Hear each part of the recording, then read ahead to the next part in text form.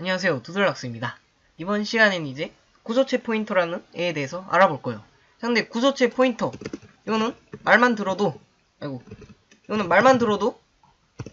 뭐겠어요? 구조체 포인터, 구조체를 가리키는 포인터겠죠, 그죠? 구조체도 결국에는 자료형이라 그랬습니다. 다시 말하면 구조체 포인터를 선언하는 방식도 문법적으로는 뭐 일반 인트형 변수나 차형 이런 일반적인 변수를 가리키는 포인터를 선언하는 방식이랑 비슷하겠죠, 그죠? 그래서 실제로 어떻게만 적어주시면 되냐면 자료형을 먼저 적고요. 프로덕트 인포 하시고 별표 그다음에 포인터의 이름 ptr 프로덕트 자 이런 식으로 주고 그다음에 는 하고 my product and my product 이렇게 하게 되면은 이 ptr 프로덕트라는 구조체 포인터 안에는 my product라는 구조체 변수의 주소값이 들어가게 되는 거고요. 그러면 ptr 프로덕트는 my product를 가리키는 상황이 되는 거겠죠. 자, 그러면 이 포인터를 이용해서 num, name, cost 요 세 가지 변수들을 한번 출력을 해볼게요. 자, 그러면 이렇게 하면 되지 않나요? 라고 하실 수가 있어요. 이렇게 앞에 별표만 붙여주시면 원래는 이론적으로는 돼야 되죠, 그죠? 왜냐하면 우리가 뭐 예를 들어서 int a가 있고 뭐 int하고 어떤 포인터가 a를 가리키고 있었으면 그냥 별표 포인터에다가 값을 이런 식으로 대입을 할 수 있었잖아요, 그죠? 근데 여기서는 보시면 빨간 줄이 뜨죠. 왜 그러냐면 여기 앞에다 별표를 붙이게 되면은 컴퓨터는 어떤 식으로 인식을 하게 되냐면 여기다 이렇게 괄호를 친 형태로 계산을 해버립니다. 다시 말하면 ptr product.num 이 전체를 한 묶음으로 보고 여기에다가 별표를 씌운 거예요. 자, num은 지금 포인터가 아니죠.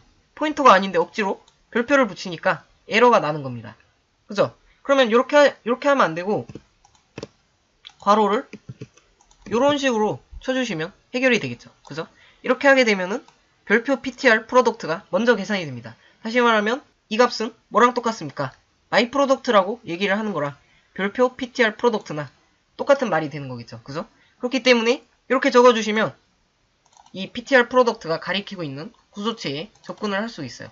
그 다음에 여기다 괄호를 쳐준 다음에 .num 하게 되면은 얘가 가리키고 있는 my product.num을 출력을 할 수 있는 상황이 되는 거겠죠. 그래서 이 my product라는 애를 이 괄호 안의 내용으로 싹 다 바꿔버리고 출력을 해보시면 이렇게 정확하게 뜨는 거를 저희가 확인을 할 수 있어요. 그죠? 자, 그런데 지금 보시면 뭐 막 괄호도 있고 별표도 있고 이러니까 되게 복잡하잖아요. 그죠? 막 시프트도 엄청 눌러야 되고 되게 타자 치는 게 불편하니까 C 언어에서는 새로운 연산자를 하나를 지원을 해줘요. 그게 뭐냐면 이렇게 구조체 포인터 다음에다가 화살표 표시를 한 다음에 멤버 이름 자 이렇게 적어주게 되면요 왜 빨간 줄이 뜰까요? 이거 일시적인 것 같네요.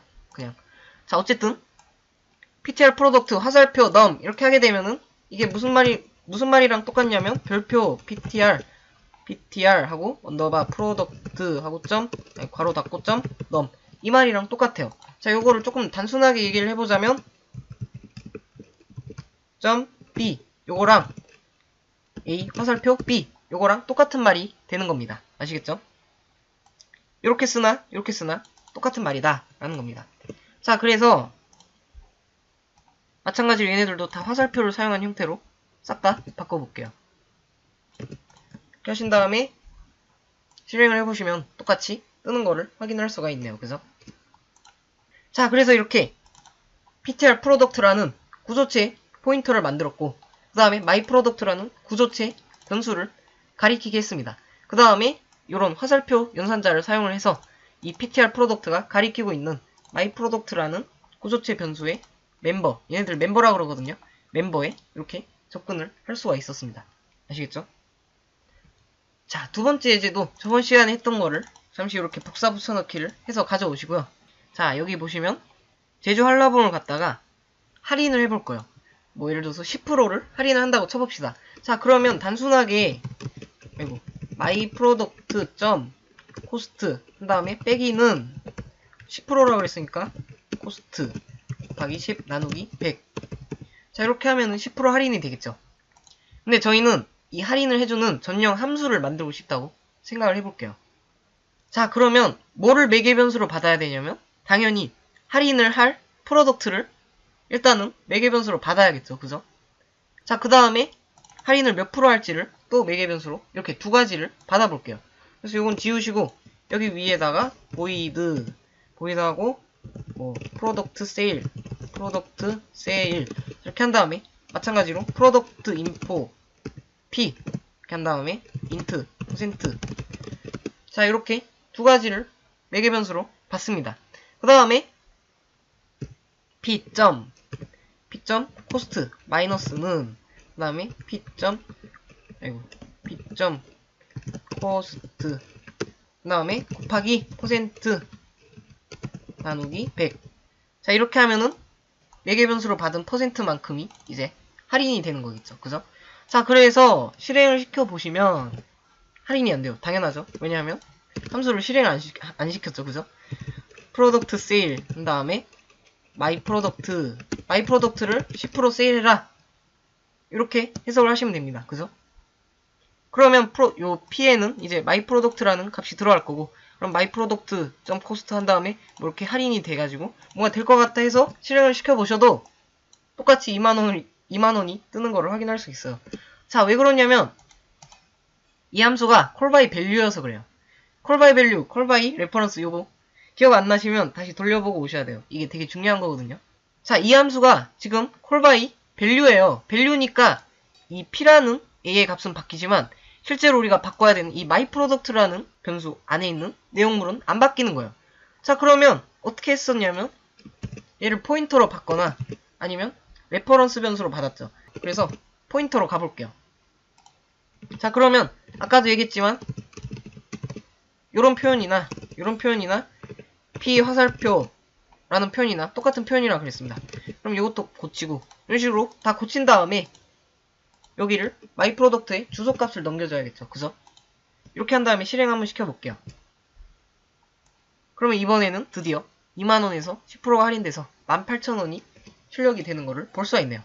자, 이렇게 간단하게 myProduct라는 구조체 변수에다가 가격을 주어진 퍼센트만큼 할인하는 콜바이 레퍼런스 함수를 만들어 봤습니다. 아시겠죠? 자, 이번에도 마찬가지로 아까 했던 예제를 똑같이 가져와 봤는데, 자, 이번에는 상품 하나를 새로 추가를 해볼게요. 그래서 뭐 번호는 다음 번호로 이렇게 주고, 뭐 제가 아까 찾아보니까 성주 꿀참외가 있네요. 자, 그래서 성주 꿀참외를 9,900원에 팔고 있는데 그냥 단순하게 2만원, 만원 이렇게 가볼게요. 아, 둘 다 이름을 똑같이 주면 안되죠. other product라고 해볼게요. other product. 자, 이렇게 my product랑 other product 두 가지 제품이 있고요. 그 다음에 얘네 두 개를 바꿔치기를 해볼 거예요. 자, 그러면 기억나시나요? 수압 이렇게 한 다음에 뭐 int a, int b 이렇게 했던 거 기억나시나요? 자, 요런 함수를 하나를 만들어 볼 거거든요. 그래서 void 한 다음에 제품을 바꾸는 거니까 프로덕트 수압 이렇게 주고, 자, 여기 안에도 콜바이 레퍼런스가 들어가겠죠. 그죠? 그래서 마찬가지로 프로덕트 인포 하시고 포인터 그 다음에 A 그 다음에 프로덕트 인포 포인터 B. 자, 이렇게 두 개의 포인터를 매개 변수로 바꿔요. 자, 그 다음에 기억나시나요? 어떻게 했는지? 프로덕트 인포 한 다음에 tmp라는 임시 변수를 하나를 만들어주죠. 그 다음에 여기다가 A가 가리키고 있는 값을 저장을 해줍니다. 자, 그러면 이제 tmp에는 A가 가리키고 있는 값이 tmp 안으로 들어갔으니까 이제 A에다가는 새로운 값을 집어넣어도 안전하겠죠. 그죠? 그래서 A가 가리키는 구조체 변수에다가 B가 가리키는 구조체 변수를 집어넣어라 라고 하시고, 마지막으로 B가 가리키는 구조체 변수에다가 tmp를 저장해라 라고 하시면 됩니다. 자, 여기 이해가 잘 안 되신다면 이걸 생각하시면 돼요. 수합하실 때 int A 하고 int B 이렇게 한 다음에 int tmp는 A가 가리키는 값, 그 다음에 A가 가리키는 거에다가 B가 가리키는 걸 집어넣고 B가 가리키는 거에다가 tmp를 집어넣어라 라고 했었죠. 그죠? 요 형태랑 요 형태 한번 비교해보시면 진짜 다른 게 요거 이거 네 가지밖에 없다는 걸 아실 수가 있어요. 자, 어쨌거나 이렇게 두 개의 제품을 수합하는 함수를 만들어 봤고, 그 다음에 마지막으로 여기다가 프로덕트 수합하신 다음에 my product랑 other product를 바꿔치기를 해볼게요. 주소값을 줘야 되죠. 그죠? 주소값 이렇게 한 다음에 실행을 시켜보겠습니다. 그러면 이번에는 성적 꿀참에 10,000원이 출력이 됐네요. 그죠? 자, 이렇게 두 개의 포인터를 매개 변수를 받아가지고 수합을 해주는 이런 콜바이 레퍼런스 함수를 만들어 봤고요. 요거는 예전에 했던 거니까 기억이 잘 안 나시면 한 번 더 보고 오시면 기억이 나실 겁니다. 아시겠죠? 자, 이렇게 이번 시간에 구조체 포인터에 대해서 알아봤고요. 그러면 다음 시간에 또 뵙도록 하겠습니다. 감사합니다.